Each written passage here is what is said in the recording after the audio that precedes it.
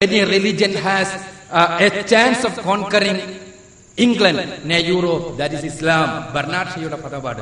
Bernard shack ഏതെങ്കിലും മുസ്ലിങ്ങൾ പണം കൊടുത്ത് എഴുതിപ്പിച്ചതല്ല, മറിച്ച് ബർനാഡ് ഷാ $1 കണ്ടുപിടിക്കുന്നതിന് പതിറ്റാണ്ടുകൾക്ക് മുമ്പ് എഴുതിയ കാര്യം ഏതെങ്കിലും ഒരു ആദർശത്തിന്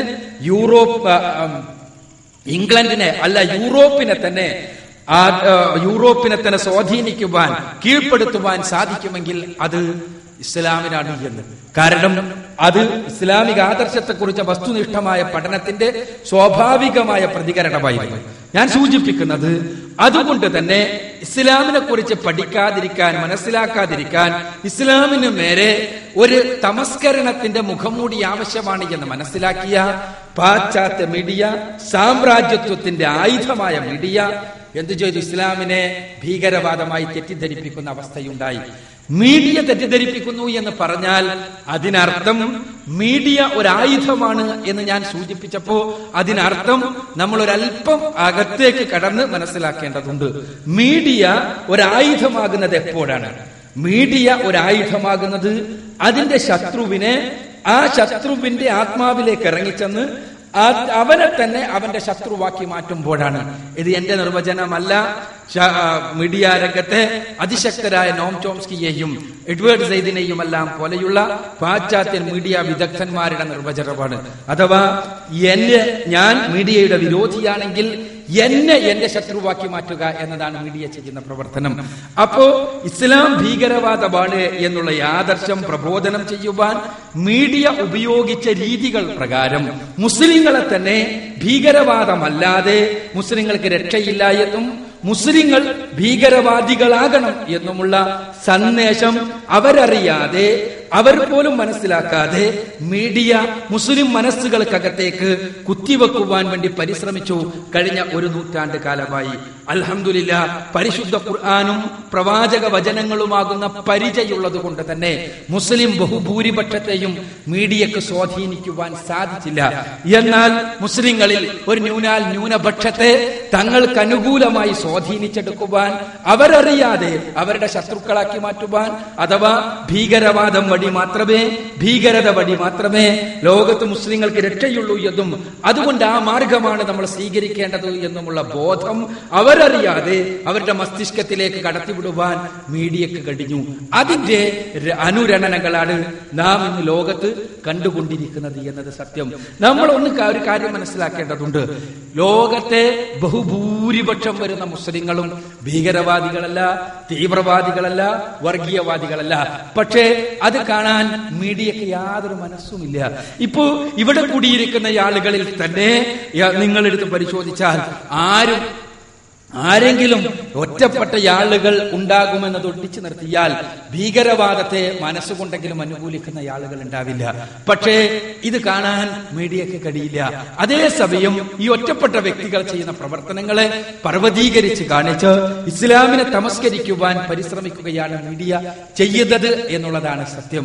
നിങ്ങൾ പരിശോധിച്ചു നോക്കിയാൽ കാണാൻ കഴിയുന്ന സത്യമാണ് ഈ കാര്യങ്ങളെല്ലാം. ഞാൻ മലപ്പുറം ജില്ലയിൽ ജനിച്ച് ജീവിച്ച് വളർന്നയാളാണ്.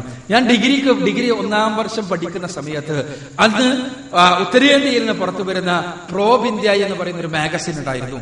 ആ മാഗസിനിൽ ഒരു ആർട്ടിക്കിൾ പ്രത്യക്ഷപ്പെട്ടു. ആർട്ടിക്കിളിന്റെ heading a mini Pakistan in India എന്നതായിരുന്നു. A mini Pakistan in India, ഇന്ത്യയിലെ ഒരു കൊച്ചു പാകിസ്ഥാൻ. അത് പറഞ്ഞത് മലപ്പുറം ജില്ലയെ കുറിച്ചാണ്. അവരതിന് തെളിവ് ധരിച്ചതോ വളരെ രസകരമാണ്. തെളിവ് ധരിച്ചത് മലപ്പുറം ജില്ലയിലെ ഒരു ചുവരിൽ ഇന്ത്യയുടെ മോചനം ഇസ്ലാമിലൂടെ എന്ന മുദ്രാവാക്യം എഴുതി വെച്ചിരിക്കുന്നു.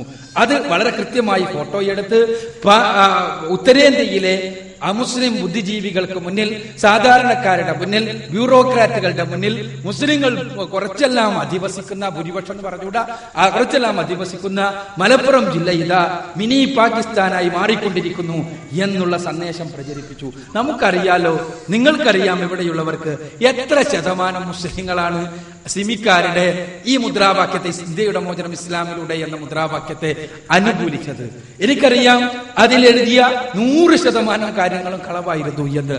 മലപ്പുറം ജില്ലയെ സംബന്ധിച്ചിടത്തോളം ഈ മുദ്രാവാക്യം മുഴക്കിയ സമയത്ത് മുസ്ലിം നേതാക്കളും പണ്ഡിതന്മാരുമെല്ലാം ഒരേ സ്വരത്തിൽ ഇത് അപക്വമായ അനിസ്ലാമികമായ മുദ്രാവാക്യമാണ് എന്ന് ശക്തമായി പറഞ്ഞിട്ടുണ്ട് എന്ന് നമുക്കറിയാവുന്ന സത്യപാട്.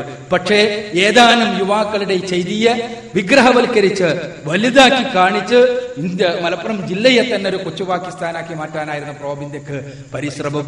ആ പരിശ്രമം കുറച്ചെല്ലാം ഉത്തരേന്ത്യൻ സംസ്ഥാനങ്ങളിൽ ജില്ലയെക്കുറിച്ചുള്ള അറിവുണ്ടാക്കുന്നതിൽ വിജയിക്കുകയും ചെയ്തു. ഞാൻ സൂചിപ്പിച്ചത് മീഡിയ വൽക്കരണത്തെ കുറിച്ച് നമ്മൾ അറിയാനാണ്, നമ്മൾ മനസ്സിലാക്കാനാണ്. ചെറിയ സംഗതികളെ ഇസ്ലാമിനെ തമസ്കരിക്കുവാൻ, മുസ്ലിങ്ങളെ തമസ്കരിക്കുവാൻ വേണ്ടി ഉപയോഗപ്പെടുത്തുക എന്നുള്ളതാണ്. ഇവിടെ എന്റെ മോഹനെ പോലെയുള്ള സഹൃദയരായ ആളുകളോട് പറയാനുള്ളത്, മീഡിയയുടെ ഈ തമസ്കരണ യജ്ഞത്തിനെതിരെ മാനവികമായ ഒരൈക്യബോധം, മാനവികമായ ഒരു മുന്നേറ്റം എല്ലാ പ്രദേശങ്ങളിലും ഉണ്ടാകേണ്ടതുണ്ട്. ഒന്ന്. രണ്ടാമതായി എന്റെ മുസ്ലിം സുഹൃത്തുക്കളോട് പറയാനുള്ളത്, മീഡിയ നമുക്ക് തരുന്ന അറിവ്, മീഡിയ നമുക്ക് തരുന്ന ഏത് ഇൻഫർമേഷൻ ആണെങ്കിലും അത് ഇൻഫർമേഷൻ അല്ല, നമ്മുടെ മസ്തിഷ്ക പ്രക്ഷാളനം നടത്താൻ, നമ്മളെ ബ്രെയിൻ വാഷ് ചെയ്യുവാൻ വേണ്ടി ഉള്ള അറിവുകളാണ്, വിവരങ്ങളാണ്. ഇസ്ലാമിന്റെ പാത ഭീകരതയുടേതാണ് എന്ന് നമ്മെ തന്നെ തെറ്റിദ്ധരിപ്പിക്കുവാൻ വേണ്ടിയുള്ള മാർഗങ്ങളാണ്. യഥാർത്ഥത്തിൽ പരിശുദ്ധ ഖുർആനും തിരുസുന്നത്തുപാട്, ഇസ്ലാമിന്റെ പ്രമാണങ്ങൾ പരിശുദ്ധ ഖുർആനും തിരുസുന്നത്തും പ്രയോഗവൽക്കരിച്ച് ലോകത്തിന്റെ മുന്നിൽ മാതൃകയായ 3 നൂറ്റാണ്ടുകാരുടെ 3 തലമുറക്കാരുടെ ജീവ ചരിത്രം നമ്മുടെ മുന്നിലുണ്ട്. അവർ എങ്ങനെയാണ് പരിശുദ്ധ ഖുർആനെയും തിരുസുന്നത്തിനെയും മനസ്സിലാക്കിയത് എന്ന് മനസ്സിലാക്കി അനുഷ്ഠിച്ച് കാര്യങ്ങൾ ഉൾക്കൊണ്ടുകൊണ്ട് മുന്നോട്ട് പോയാൽ ഒരിക്കലും മീഡിയയുടെ ഇരകളായി നമ്മൾ മാറില്ല. മീഡിയയുടെ ഇരകളായി മാറുകയല്ല. നമ്മുടെ മുസ്ലിങ്ങളെ സംബന്ധിച്ചിടത്തോളം മുസ്ലിങ്ങളുടെ അജണ്ട നിശ്ചയിക്കേണ്ടത് ഖുർആനും സുന്നത്തുപാട്, മുസ്ലിങ്ങളുടെ അജണ്ട നിശ്ചയിക്കേണ്ടത് മീഡിയ നൽകുന്ന ഏതെങ്കിലും വിവരങ്ങളോ അറിവുകളോ അല്ല എന്ന തിരിച്ചറിവുണ്ടാകുമ്പോൾ തീർച്ചയായും മീഡിയയുടെ ഇരകളായി മാറാതിരിക്കും. അതിനാണ് ശ്രമിക്കേണ്ടത്. മോഹനെ പോലെയുള്ള ഒരുപാട് സുഹൃത്തുക്കൾക്കുള്ള സംശയം തീർച്ചയായും പ്രസക്തമാണ്. ഇസ്ലാം അതിന് ഉത്തരവാദിയല്ല, മുസ്ലിങ്ങൾ ഉത്തരവാദിയല്ല. ഇസ്ലാമിനെ തെറ്റിദ്ധരിപ്പിക്കുവാൻ വേണ്ടി പരിശ്രമിക്കുന്നവരാണ് ഉത്തരവാദികൾ. ആ ഉത്തരവാദിത്തത്തിൽ നിന്ന് പൂർണ്ണമായി കൈകഴുകാൻ, ആ തെറ്റിദ്ധാരണയിൽ കുടുങ്ങിക്കൊണ്ട് അവരുടെ ഇരകളായി മാറിയ ആളുകൾക്ക് സാധ്യമല്ല എന്ന് സമ്മതിക്കുമ്പോൾ പോലും അവർ ഇരകളാണ് എന്ന് തിരിച്ചറിയുവാൻ മോഹനെ പോലെയുള്ള ആളുകൾ സന്നദ്ധനാകണം എന്നാണ് എനിക്ക് സൂചിപ്പിക്കാൻ.